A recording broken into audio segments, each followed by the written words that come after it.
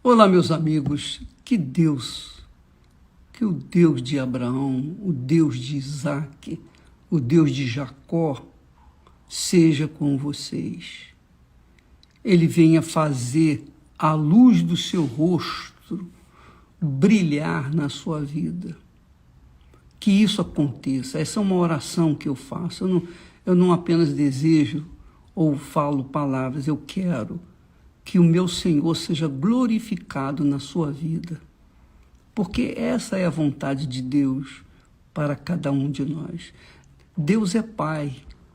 E como Pai, Ele quer ser honrado. Ele quer ser glorificado. Ele quer ser dignificado através dos seus filhos, dos seus servos, para que os outros, os incrédulos, os filhos das trevas, vejam a diferença entre aqueles que são de Deus daqueles que não são. É uma forma de testemunhar da grandeza de Deus nesse mundo. Jesus veio e viveu como servo, para que o Pai fosse glorificado nele, e de fato ele foi. Jesus glorificou o Pai não só com palavras, com cânticos, mas com a sua própria vida. E é isso que Deus quer para você. Você quer saber a vontade de Deus para a sua vida? É isso. Você ser a própria glória dele aqui na terra. Aliás, nós falamos isso semana passada. Mas o que eu queria falar, gostaria de dividir com vocês?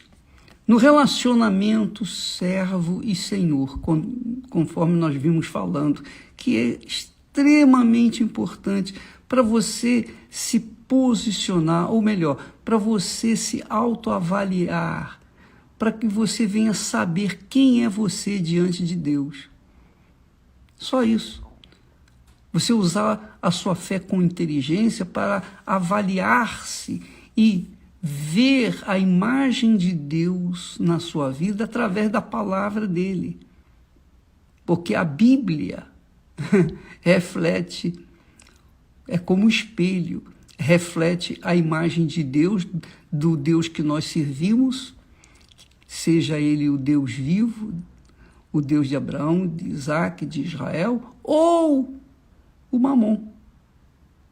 Então, nós carregamos a imagem de Deus neste mundo, do Deus que nós servimos. Então, por exemplo, você que é uma pessoa que está vivendo em comunhão com o Altíssimo, tem o Espírito Santo, essa é a razão da vinda do Espírito Santo. Ele veio para nos guiar toda a verdade e assim o Pai ser glorificado em cada um de nós. Obviamente, quando a pessoa não tem o Espírito Santo, ela não tem a imagem de Deus, ainda porque só o Espírito Santo é capaz de refletir no nosso ser a imagem de Deus. Mas então, falando sobre servos e o Senhor, vamos avaliar uma parábola que o Senhor Jesus falou sobre os servos, os diferentes servos. Aí você vai ver que servo você é, que servo eu sou diante dessa palavra. Ele disse assim, um homem, quer dizer, Deus falou, Jesus falou, que o homem o Senhor resolveu sair por algum tempo e pegou toda a sua riqueza, melhor, pegou os talentos, chamou os servos, 3 servos, e disse assim, você recebe 5 talentos. A um, Jesus deu 5 talentos, o Senhor deu 5 talentos. Ao segundo, deu 2 talentos. E ao terceiro, deu 1 talento. cada um segundo a sua capacidade. Cada servo recebeu o talento de acordo com a capacidade que ele tinha para desenvolver o seu talento, multiplicar o seu talento e trazer o lucro para o seu senhor quando voltasse. Esse é um teor, um dos teores da palavra dos servos. Então, a um deu 5 talentos, a outro deu 2 talentos e a outro deu 1 talento, de acordo com a capacidade de cada um. Veja que ele não deu 5 talentos para os 3, não. Você veja que Deus é justo. Porque ele é justo, ele não faz nada, absolutamente nada injusto. Quando ele deu talento para o que tinha 5, que recebeu 5 talentos, ele sabia que aquele primeiro que recebeu 5 talentos tinha capacidade para multiplicá-los. E o segundo, que recebeu 2 talentos, ele só tinha capacidade para multiplicá-lo 100%, os seus talentos. Mas o terceiro só tinha capacidade para multiplicar 1 talento. E ele foi justo, ele não foi injusto. Você diria, mas espera aí, poxa, ele tinha que ter dado 5 talentos para cada um, ou então dar 2 talentos para cada um, ou 1 talento para cada um. Não. Você sabia? Deixa eu falar para você. Alto, bom som. A maior desigualdade é a igualdade. A maior injustiça é a igualdade. Por quê? Porque a igualdade nivela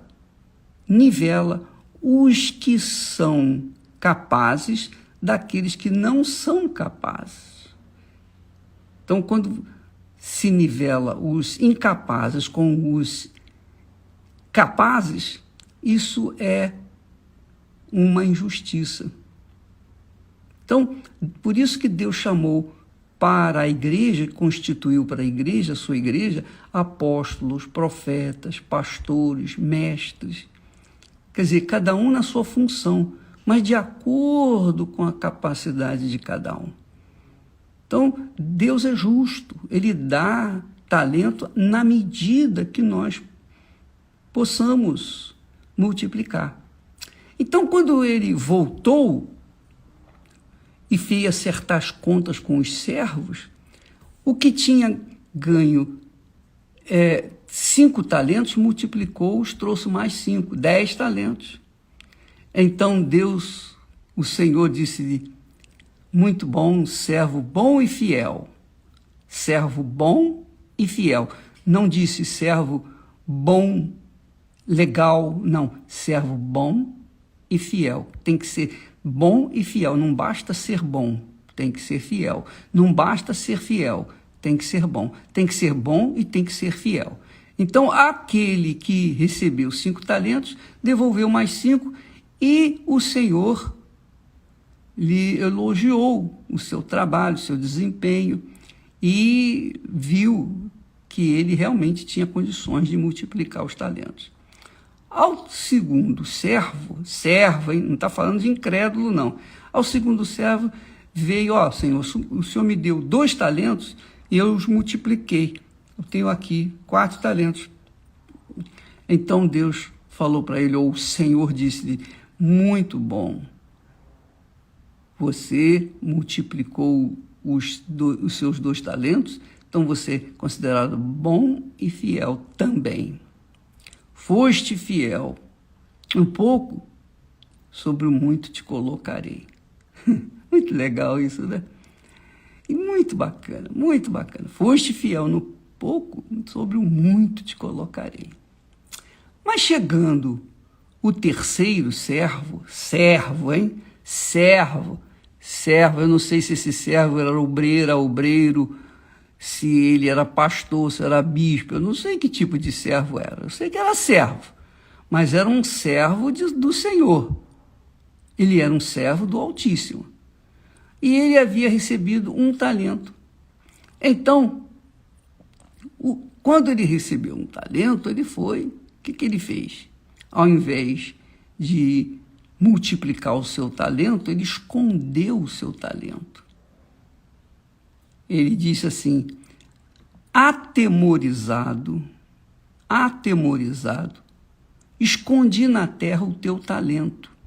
Aqui tens o que é teu. Porque aquele servo achava que o Senhor era um homem duro, que semeava, ou que ceifava onde não havia semeado e ajuntava onde não havia espalhado. Então aquele servo tinha maus olhos para com o seu senhor. O achava injusto. Quer dizer, ele carregava consigo a malícia, o espírito da malícia. Olhava o seu senhor com maus olhos. Ele era servo, mesmo sendo servo, olhava o seu senhor com maus olhos.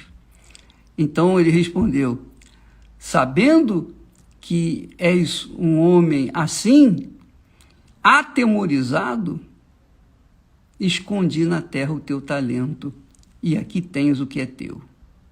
Porém o senhor dele disse: servo mau e negligente. É o contrário dos outros que são bons e fiéis, leais. Servo mau e negligente. Sabias que ceifo onde não semeei e ajunto onde não espalhei? Então você deveria ter colocado o meu dinheiro, ter dado o meu dinheiro aos banqueiros, e quando eu viesse, receberia com juros. Então disse o Senhor para os seus demais servos: olha só, preste atenção. Tirai-lhe, pois, o talento e dai ao que tem 10 talentos, porque a qualquer que tiver será dado e terá em abundância. Mas o que não tiver, até o que tiver será tirado. E lançai, pois, o servo inútil, porque não foi bom nem fiel, lançai o servo inútil nas trevas exteriores. Ali haverá pranto e ranger de dentes. Quer dizer, a pessoa fica pensando assim: puxa vida, era um servo, o servo foi lançado nas trevas exteriores, onde há choro e ranger de dentes. Poxa, mas eu não entendo isso, bispo. Você não entende, sabe por quê, amiga e amigo? Porque você ainda não se tornou uma serva ou um servo. Porque quando a pessoa é serva de Deus, ela entende o seu Senhor. Ela compreende direitinho o seu Senhor. Por quê? Porque o seu Senhor a escolheu. O seu Senhor a chamou e a escolheu. E ela é serva de verdade. Leal, ela é boa e fiel ao seu Senhor. Mas você verifica que isso se dá dentro da igreja. Dentro das igrejas, as igrejas denominacionais, as igrejas físicas, as instituições, das quais a Igreja Universal do Reino de Deus também está incluída, todos nós estamos incluídos nesse contexto aqui, e dentro das igrejas existe o servo bom e fiel, que procura servir ao seu Senhor, não servir aos homens, não querer agradar, paparicar, lisonjear os homens, mas ele está ali para servir a Deus. Ele é servo não só na igreja, enquanto está à vista dos outros. Ele é servo também quando está em casa, quando ele serve bem a sua esposa, ela serve bem ao seu marido, porque o casamento é um reflexo, é uma imagem de Jesus e a sua igreja, que é o corpo dele. Então, é o casamento, né? Jesus é o cabeça, a igreja espiritual é o corpo do Senhor Jesus. Então, quando o casamento está bem entrosado, é porque eles a tenha servido e ela a tenha servido. Os dois compactuam da mesma fé e os dois se servem entre si. E aí o casamento segue em harmonia. Mas o importante é saber que o Senhor Jesus trata aqui de um servo inútil e negligente.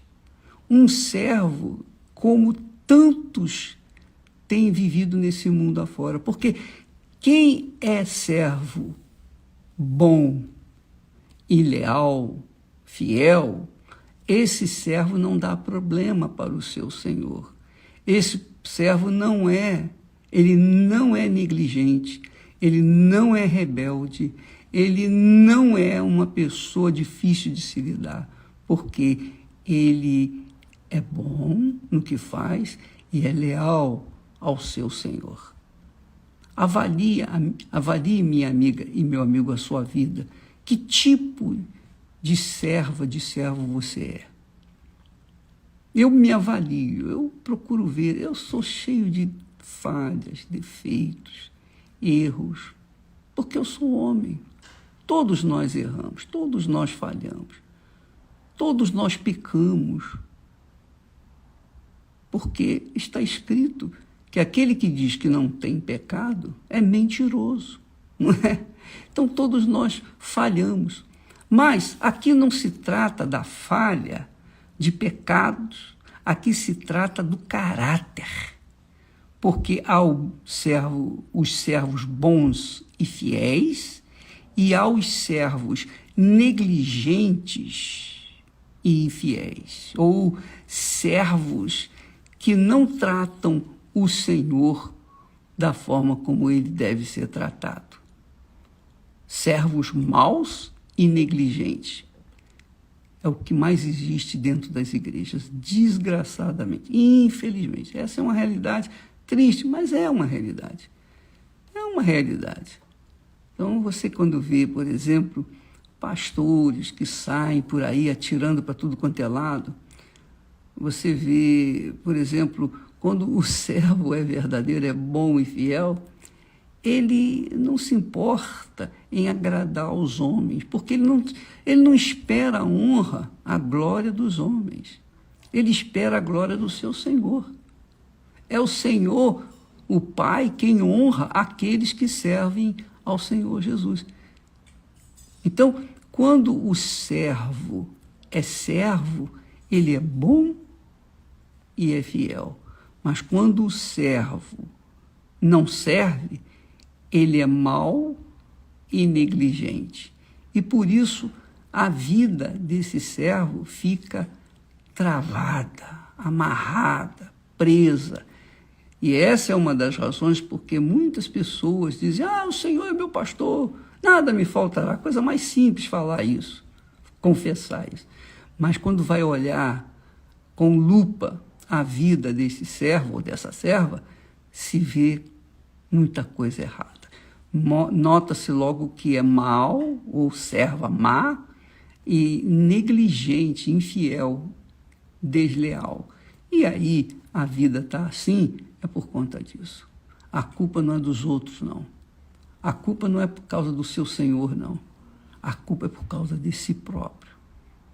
Então, eu gostaria que você meditasse nesse texto, porque ele fala daqueles que servem a Deus e daqueles que dizem que servem a Deus.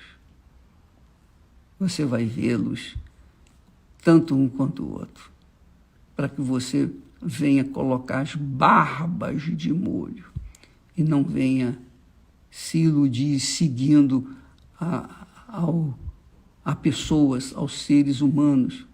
A gente não tem o direito de seguir nem mesmo aqueles que se dizem servos. A gente tem que seguir a Jesus, seguir a palavra de Deus. Eu nunca confiei a minha vida ao ser humano, nunca, nunca. Desde o início da minha fé, todas as vezes que o pastor pregava, o meu bispo pregava sobre a palavra de Deus, eu acompanhava o raciocínio dele para não permitir-me ser enganado por alguma palavra má colocada. Então você deve avaliar também o seu pastor para que você não venha acabar tentando servi-lo para agradar a Deus. Não, você tem que servir a Deus. O servo é servo do Senhor. Só existe um Senhor, não existem dois senhores. Não existe o Senhor nos céus e o Senhor na terra. Não existe. Só existe um Senhor, nos céus e na terra. E quem é servo, serve ao Senhor dos céus e da terra. E esse servo é bom e é fiel. E esse entrará no gozo do seu Senhor. Graças a Deus. Deus abençoe vocês e até amanhã, no nome do Senhor Jesus. Amém.